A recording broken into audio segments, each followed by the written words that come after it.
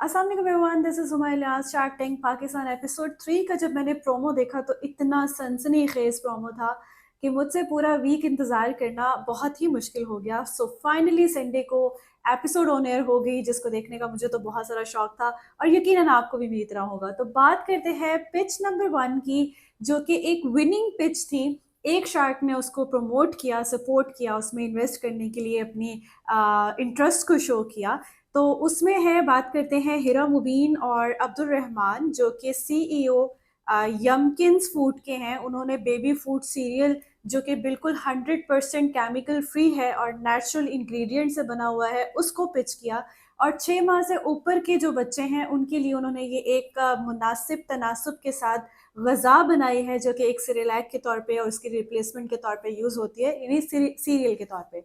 और उनका जो मेन कंपेटिटर है वो सिरिलैक था। ऑल ओवर द वर्ल्ड उन्होंने बताया, जो कि मेरे लिए बहुत इंटरेस्टिंग था, कि अब यूएसए के अंदर गार्बर ने रिप्लेस कर दिया है सिरिलैक को, और यूरोप में भी लोग नेचुरल फूड्स की तरफ जा रहे हैं, क्योंकि ना सिर्फ हमारे लिए बल्कि बच्चों के लिए भी एक बैलेंस डाइट का होना बहुत ज़रूरी है।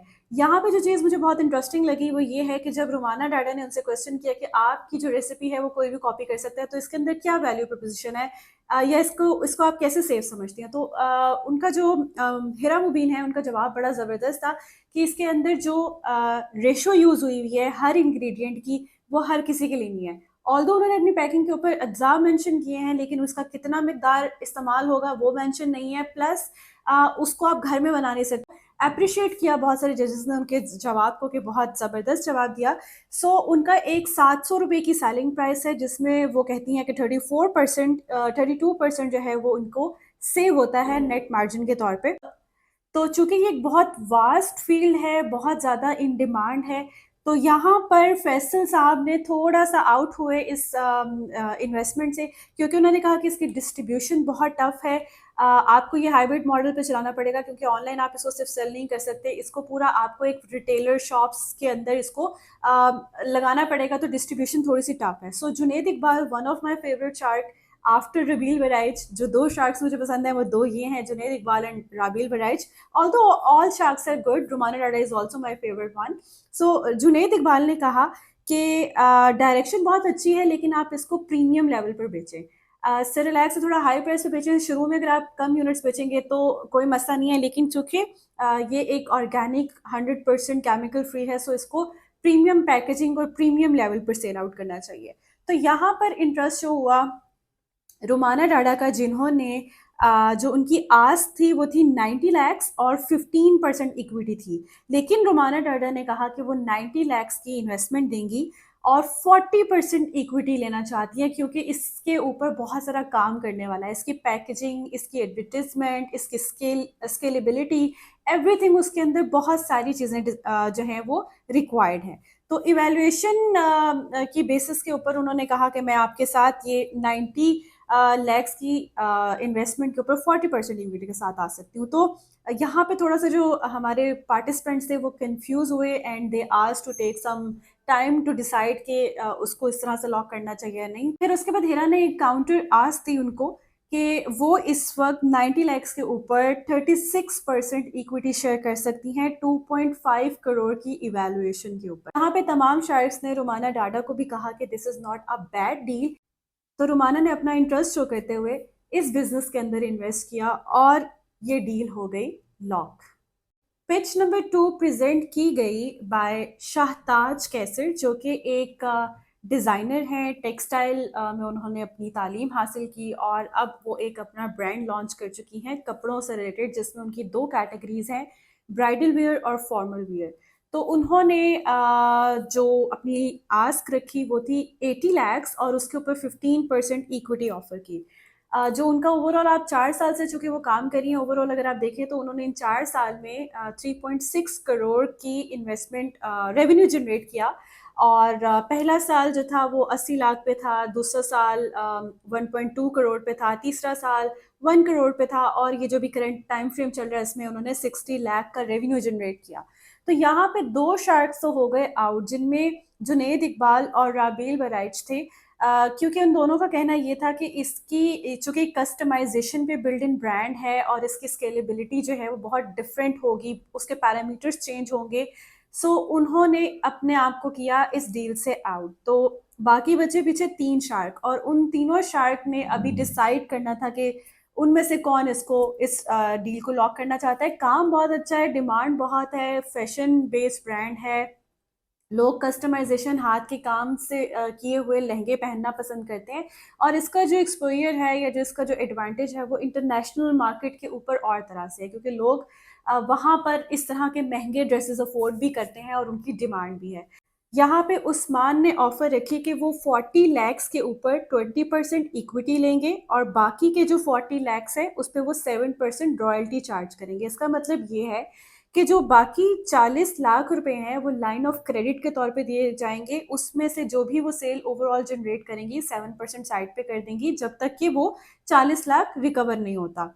तो इसके अगेंस्ट जो शाहताज थी उन्होंने कहा कि व्हाट इफ अगर हम इसको 80 लाख के एवज, क्योंकि वो उसमें नहीं जाना चाहती थी ना, क्रेडिट के अंदर नहीं जाना चाहती थी, लोन नहीं लेना चाहती थी। सो उन्होंने कहा कि अगर हम इसको रिवाइज करें 80 लाख के ऊपर आप 25% इक्विटी ले लें तो कैसा रहेगा। इसमें उस्मान ने थोड़ा सा इनकार किया, लेकिन उन्होंने फिर अनदर ऑफर की, और यहाँ पे मिल गई 3 शार्क्स आपस में, जिसमें उस्मान थे, फैसल थे और रुमाना डाडा। उन्होंने अब ऑफर किया कि ओके ठीक है, this is a last and final deal, अगर समझ में आती है तो we will go for it. तो 50 लाख पे 20% इक्विटी थी, और 30 लाख जो हैं वो as a line of credit दिए जाएंगे, और उसमें से 7% रॉयल्टी के तौर पे चार्ज होगा। तो यहाँ पर शाहताज ने थोड़ा सा टाइम लिया सोचने के लिए, और डील को लॉक किया और एक्सेप्ट किया इस चीज़ को कि ओके ठीक है, कि वो इस डील के ऊपर 50 लाख के ऊपर 20% equity and 30 lakh line of credit के तौर पे यूज करते हुए उस पर 7% रॉयल्टी के ऊपर एग्री कर गई। तो ये डील भी और ये पिच भी एक अच्छे वे में क्लोज की गई। तो पिच नंबर 3 जो दी गई वो थी उजैर खान और हसन बेग की तरफ से, जो कि को फाउंडर्स हैं मूव इट, जिसका काम है लॉजिस्टिक के अंदर आपके जैसे बी टू बी बिजनेसेस हैं या जो हाउस होल्ड हैं वो शिफ्ट होना चाहते हैं एक जगह से दूसरी जगह पे रीलोकेट होना चाहते हैं, तो उनको ये सर्व करती है। तो यानी ये एक टेक इनेबल्ड बिजनेस है, जिनमें इनकी जो डिमांड थी वो तकरीबन 5.5 करोड़ थी, और उसके अगेंस्ट जो इक्विटी थी वो 2.5% ऑफर कर रहे थे। अनफॉर्चुनेटली ये जो पिच है वो विन तो नहीं कर सकी, लेकिन स्टार्टिंग से ही बहुत ज़्यादा इंटरेस्टेड लग रही थी, और मेरे ख्याल में मुझे लग रहा था कि ये विन कर जाएगी, क्योंकि इसका जब स्टार्ट हुआ तो इसमें 2 शार्क्स ऑलरेडी सर्विसेज ले चुके थे, तो वो उसमें मुझे लग रहा था कि काफ़ी इंटरेस्टेड होंगे। बट अनफॉर्चुनेटली जब ये इवैल्यूएशन के बाद एंड पे गई तो पता लगा कि इसमें कोई भी शार्क इंटरेस्टेड नहीं है। ओके, शार्क्स का इनमें इन्वेस्ट ना करने की जो रीज़न थी, उस्मान बशीर ने जो कहा कि इसकी इवैल्यूएशन बहुत हाई है, लेकिन ये एक लंबी रेस का घोड़ा, यानी इसके अंदर जो ROI आएगा इसमें आने में बहुत टाइम लगेगा।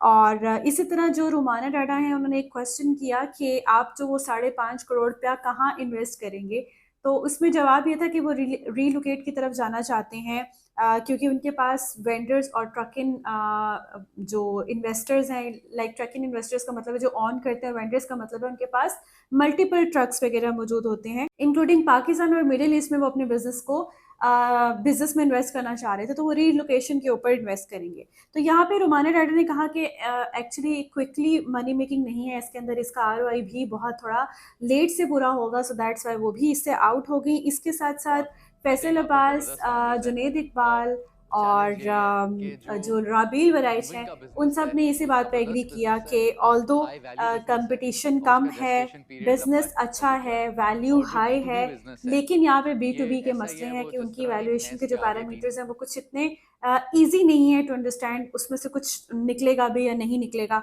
सो फिलहाल के लिए तमाम जजेस ने अपना जो है इंटरेस्ट शो नहीं किया इस पिच के लिए, और ये कुछ भी विन नहीं कर सके। सो पिच नंबर 4 की बात करते हैं, जिसका आपको और मुझे दोनों को बहुत इंतज़ार था, क्योंकि प्रोमो में ही कुछ झलकियां नज़र आ गई थी कि ये किस हद तक जाने वाली पिच है, और इसके अंदर मतलब क्या क्या चैलेंजेस आ सकती हैं, किस तरह के काउंटरफिट अटैक्स हुए एक दूसरे के पार्टिसिपेंट्स का शार्क्स के ऊपर, और शार्क्स ने उनको किस तरह से डील किया। तो ये एक बहुत ही इंटरेस्टिंग पिच थी, बट अनफॉर्चुनेटली एंड लकीली ये विन नहीं कर सकी। सो पिच नंबर 4 दी गई बाय मोहम्मद मुबीन, जो कि फाइनेंस डायरेक्टर हैं नेशनल इम्पैक्ट्स के, और मुदस्सिर शफीक जो कि फाउंडर हैं। तो इन्होंने बेसिकली पाकिस्तान के अंदर मशीन मेकिंग का काम शुरू किया, जिसके अंदर plastic printing, packaging plus converting industry की मशीन्स ये खुद बनाते हैं बजाय के बाहर से इंपोर्ट करने के। तो इनकी जो आस थी वो 300 करोड़ थी। हमारी आस्क है 300 करोड़। कितनी? 300 करोड़। 300 करोड़। 300 करोड़। 3 अरब 300 करोड़। 3 अरब रुपए। और कितनी इक्विटी आप दे रहे हो? 3%। 3%। यार ये तो मेरा ब्रेन शॉर्ट सर्किट हो गया। अच्छा, ये तो बड़ा इंटरेस्टिंग बिजनेस लग रहा है। 100 अरब पे वैल्यू कर रहे हैं आपका? जी जी, 100 अरब रुपए पे। अच्छा, तो इतना कम पे क्यों कर रहे हैं आप? जो कि 3 अरब रुपए बनते हैं, और उसके ऊपर वो जो इक्विटी ऑफर कर रहे थे वो 3% थी, जिसने तमाम शार्क्स को ना सिर्फ हैरान बल्कि परेशान भी कर दिया। और जब उनकी इवैल्यूएशन की गई, उनसे क्रॉस क्वेश्चनिंग के थ्रू सारी चीज़ें पूछी गई, तो इसके ऊपर आखिरकार यही बनता है जो कि इस एपिसोड में हुआ। 8 करोड़ की मलकियत थी उनकी इन्वेंट्री में करंटली, और 1 साल के अंदर उन्होंने 1 करोड़ का प्रॉफिट बनाया था। और उसके ऊपर जो उनकी इवैल्यूएशन थी वो तकरीबन 1000 करोड़ प्लस की थी, यानी 100 अरब रुपए की। तो इस इवैल्यूएशन की कुछ समझ नहीं आ रही थी कि कैलकुलेशन किस बेसिस पे की गई है। अभी मार्केट के अंदर इतनी स्टेबिलिटी है नहीं, और ये किस बेसिस के ऊपर इवैल्यूएशन की गई है। तो यहाँ थोड़ा सा गड़बड़ी भी हुई। उस्मान बशीर ने थोड़ा सा अपना टेम्पर लूज किया, जो कि अक्सर वो कर जाते हैं। लेकिन जो जुनैद इकबाल हैं, उन्होंने बहुत हम्बली, बहुत काम रहते हुए उन्होंने सारे सिचुएशन को फेस किया। प्लस फैसल अब्बास साहब की भी जो फेस एक्सप्रेशंस थे वो बहुत ही क्यूट से लग रहे थे। Romana Dada was also shocked. So सारे शार्क्स जो हैं उस वक्त अजीब सी कश्मकश में थी, क्योंकि एक बुजुर्ग उनके सामने था जिनको वो डिसरिस्पेक्ट भी नहीं कर सकते थे, लेकिन उन्होंने बहुत ही प्रॉपर वे में, अच्छे वे में, बहुत तरीके से उनसे माजरत भी की, और उनको जो है वो अलविदा कहा कि हम यहाँ पे इन्वेस्ट नहीं कर सकते। लेकिन वहाँ पे जो एक दो चीज़ें पसंद नहीं आई मुझे, या आई डोंट नो कि इसके अंदर अब कोई स्क्रिप्ट था या वाकई ओरिजिनली ये पिच इसी तरह से ही पिच की गई थी। तो इसमें फैसल अब्बास ने कहा कि इस 300 करोड़ के लिए मैं तो अपनी औकात, मेरी औकात ही नहीं है कि मैं इतना दे सकूँ ना। और फिर इसी तरह से राबील वराइश ने ऑफर की कि आप ऐसा करें कि आप मुझे अडॉप्ट कर लें बेटे के तौर पे, और बाकी सब शार्क्स से कहा कि हम इंटर्नीज बन जाते हैं आपके, क्योंकि इतनी बड़ी जो आपकी डिमांड है वो उस इवैल्यूएशन की बेस पे जस्टिफाई नहीं हो रही।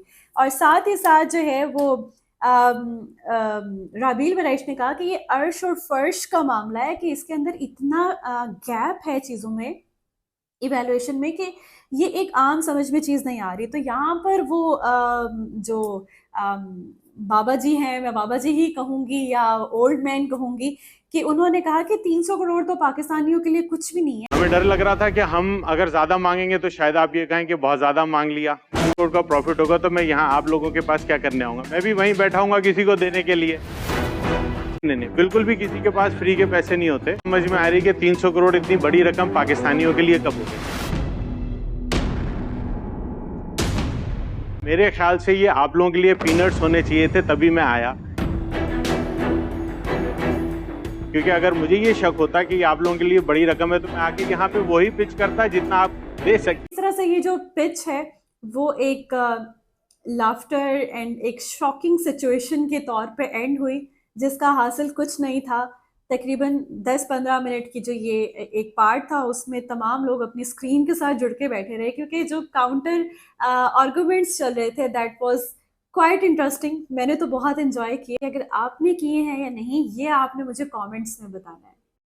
Last but not the least, pitch number 5, जो कि अब आजकल हर किसी की न्यूज़ फीड में आ रही है कि 80 करोड़ रुपए इन्वेस्टमेंट सिक्योर कर दिए गए, या first time shark tank Pakistan की हिस्ट्री में ये एक ह्यूज इन्वेस्टमेंट थी जो किसी शार्क ने की, और वो shark none other than Usman Bashir थे, जिन्होंने इंटरेस्ट लिया और ये डील लॉक की।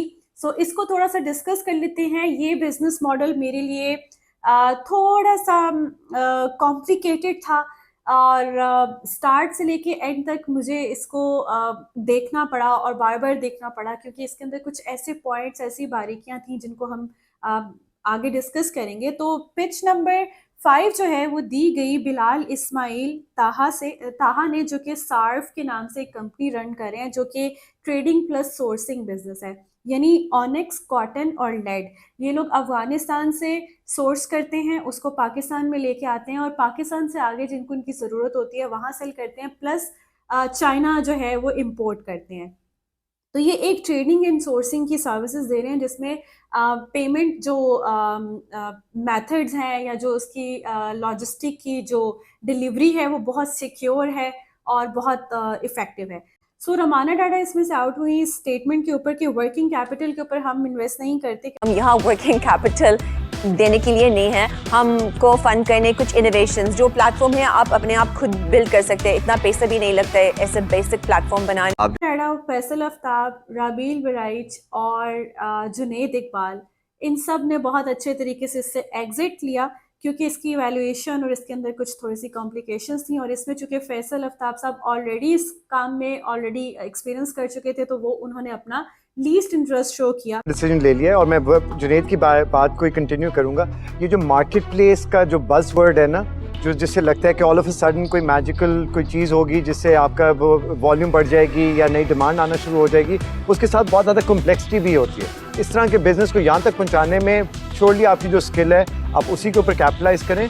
सो यहाँ पे आई गेम उस्मान बशीर के हाथ में, और उस्मान बशीर ने चूँकि वो इस बिज़नेस में काफ़ी इंटरेस्टेड थे, तो उन्होंने कुछ सोचे समझे एक ऑफर दी इनको। 80 करोड़ जो है वो 20% की इन्वेस्टमेंट पे देंगे, जबकि जो बाकी का 70 करोड़ है वो 3% रॉयल्टी के ऊपर देंगे, यानी वो 70 करोड़ जो उनके ओवरऑल बिजनेस, चाहे वो ऑनिक्स है, लेड है, अगर वो फर्दर इसमें किसी भी किस्म की और प्रोडक्ट कमोडिटी अलायंस ऐड करें, तो उस पर जो भी वो अर्न करेंगे उसका सीधा 3% जो है उस्मान बशीर के पास जाएगा, अनटिल अनलेस 70 करोड़ की इन्वेस्टमेंट पूरी नहीं हो जाती, और जो बाकी का 80 करोड़ था उस पर वो 20% इक्विटी को एंजॉय करेंगे।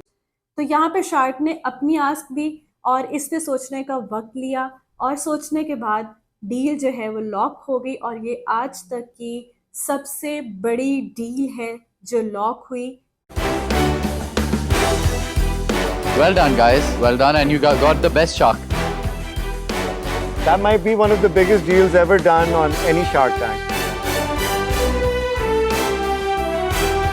पिच नंबर 1, 2 एंड 5 जो है वो ओवरऑल विन कर गई। 3 और 4 पिच जो है वो कामयाब नहीं हो सकी। शार्क टैंक पाकिस्तान के एपिसोड 3 देखी है तो आप भी अपने कमेंट्स का इजहार कर सकते हैं, बात कर सकते हैं। नेक्स्ट एपिसोड के रिव्यू के साथ फिर से हाजिर होंगी, तब तक के लिए दीजिए इजाज़त। अल्लाह हाफ़िज़।